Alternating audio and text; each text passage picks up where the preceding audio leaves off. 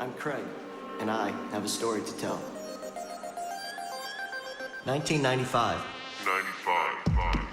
I graduated from high school and went on to college. Everything in my life was going according to plan, or so I thought. I was starting what I believed to be the natural progression of life. Graduate, go to college, get a job, get a wife, and live life. In college, I became carefree. Drinking, playing pranks, it was a constant comedy. I never would have believed what was next to come. Sunday morning, early morning, driving home, December 12, 1999. 4 in the morning, 2 miles from home, I crashed.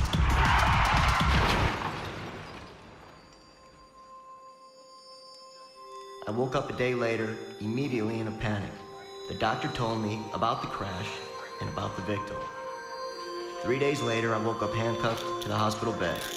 A police officer was by my bedside. My parents were there too, and they were crying.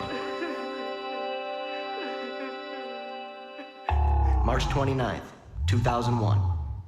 I found myself 24 years young in the Georgia penal system with a 15-year sentence for the crime of vehicular homicide.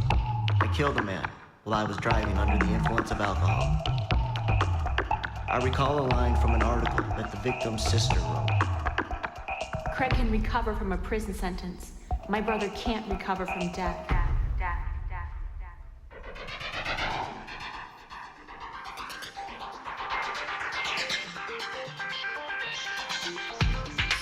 Prison. Day 1. I'll never forget walking through those doors. I was calm and pensive. I pondered what had become of my life. I challenged my own thoughts about God and even the lack thereof. Prison. Day 2. Inmates started talking about God and miracles. I said, miracles? I don't think God still does miracles. In fact, I'm not certain he ever did.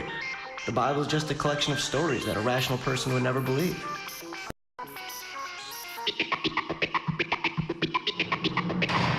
Prison. Day 21. I read an article about a preacher. He raved about an obscure Bible passage in the Old Testament from 1 Chronicles 4:10. He called it the prayer of Jabez because the man, Jabez, in the Bible had the courage to pray boldly to God. The preacher gave the challenge to pray the same words Jabez prayed and believe God for a life change.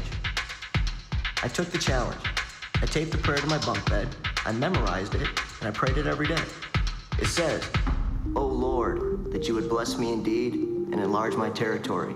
I pray that your hand be with me and you keep me from evil, for I don't want to cause any more pain."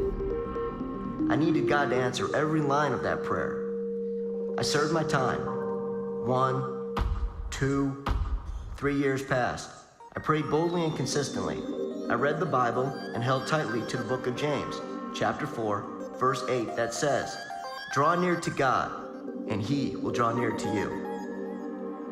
4, 5, 6 years, still serving my sentence. I changed from the man who denied God's existence to the man who sought to tell others about the reality of God. I studied the Bible at every chance I could get, solidifying my worldview and my faith in God. March 7th, 2007, a miracle happened for me.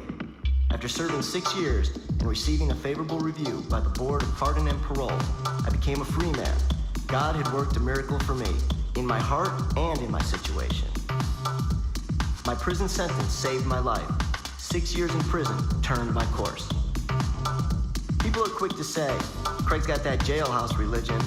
No, a genuine change has occurred in my spirit. I'm not out and about raving about God. That's not my style. I just walk the Christian life as best I can. And when the topic of God comes up, I'm passionate and unapologetic. At AA, I tell them my higher power is Jesus and how he changed my attitude and desire regarding alcohol. By God's grace, I'm a changed man. I'm Craig, and this is my story.